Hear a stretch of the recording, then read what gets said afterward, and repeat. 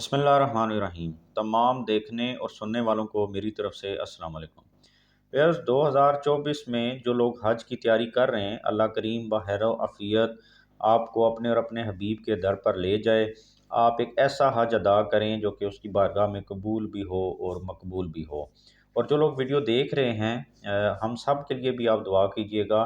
جو کہ نہیں جا سکے، شاید آپ کی دعا ہمارے حق میں قبول ہو جائے۔ اور جو لوگ ویڈیو دیکھ رہے ہیں کمنٹ سیکشن میں آمین لکھ دیجئے، انشاءاللہ لکھ دیجئے، تاکہ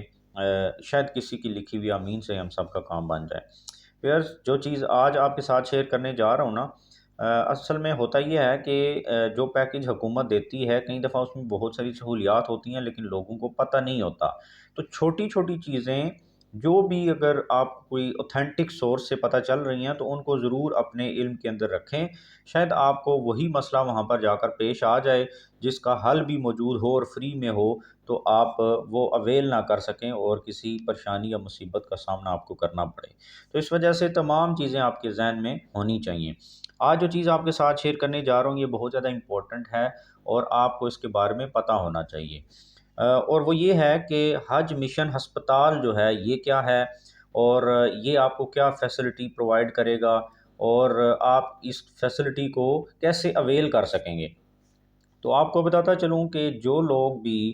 حج پر جائیں گے 2024 میں، جس طرح 2023 میں جو لوگ گئے تھے، تو بڑا ایک سموتھ طریقے سے یہ کام ہوتا ہے، آسانی کے ساتھ لوگوں کو یہ سہولت فراہم کی جاتی ہے۔ آپ مدینہ میں ہوں، مکہ میں ہوں، اگر آپ مکہ میں ہیں، مدینہ میں تو رہائشیں قریب ہوتی ہیں اور بلڈنگز کے اندر زیادہ تر لوگ جو ہیں وہ جو قریب قریب بلڈنگز ہوتی ہیں، کیونکہ مدینہ چھوٹا شہر ہے۔ مکہ میں جو سرکاری اسکیم کے تحت پاکستانی جاتے ہیں، بنگالی جاتے ہیں، انڈین جاتے ہیں، جو بھی جا رہے ہوتے ہیں تو ان کو عزیزیہ میں ہی رکھا جاتا ہے۔ اس کی وجہ یہ ہے کہ ایک تو ایکسپینشن کی وجہ سے جو قریبی بلڈنگز ہیں ان کو بار بار پیچھے کیا جاتا ہے، توڑا جاتا ہے، خالی کرا لیا جاتا ہے۔ اور دوسرا یہ کہ جو پرائیویٹ اسکیمز کے تحت جاتے ہیں، کیونکہ وہ مہنگا پیکج لے کر جاتے ہیں، تو قریبی جو بلڈنگز ہوتی ہیں وہاں پر وہ ہوتے ہیں، اور جو پیچھے والی بلڈنگز ہیں سرکاری اسکیم کے تحت لوگوں کو وہاں پر رکھا جاتا ہے جو کہ عزیزیہ ہے۔ تو وہاں پر ہوتا یہ ہے کہ جہاں جہاں پر بھی پاکستانی رہ رہے ہیں، تو جتنی بھی پاکستانی ہیں نا جو سرکاری اسکیم کے تحت گئے ہیں، مثال کے طور پر ان کے پاس 5 یا 7 بلڈنگز ہیں جو کہ پاکستانی ہیں، ساتھ والی اگلی 5-7 بلڈنگ جو ہے بنگالیوں کے پاس ہیں، اس سے اگلی 5-7 بلڈنگز انڈینز کے پاس ہیں، تو اسی طرح انڈونیشیا ہے، ملائیشیا ہے۔ تو تمام ممالک سے لوگ ظاہر ہے مسلمان آتے ہیں حج کے لیے۔ اب اگر ہم کسی بھی ایک ملک کی مثال کے طور پہ پاکستان کی اگزامپل لے لیں، تو اس میں ہوتا یہ ہے کہ ہر ملک اپنا جو سیٹ اپ ہوتا ہے حاجیوں کے لیے جو انہوں نے بنایا ہوا ہوتا ہے وہ قریب قریب بنا کر رکھتے ہیں، ٹھیک ہے۔ اب 2023 میں بھی یہی ہوا اور یہ ہمیشہ سے یہ چیز فالو کی جاتی ہے، اور 2024 میں بھی یقیناً یہی ہوگا۔ اس میں ہوتا یہ ہے کہ حج مشن ہسپتال کے تحت تمام وہ حاجی جو اگر بیمار ہو گئے، مطلب وہاں پر گرمی ہوتی ہے، کسی کو پانی کی کمی کی وجہ سے کوئی مسئلہ ہو گیا، کوئی بھی اور بخار ہو گیا، کھانسی ہو گئی، زکام ہو گیا، کوئی اور جسم درد ہو گیا، یا کسی بھی طرح کی کوئی بیماری ہے، تو آپ کو یہ سہولت فری دی جاتی ہے وہاں پر حج مشن ہاسپٹل کے ذریعے۔ اب جو میں نے مثال دی نا کہ 5-7 بلڈنگ جو پاکستانی ہیں، ان کے قریب ہی پاکستانی حکومت کی طرف سے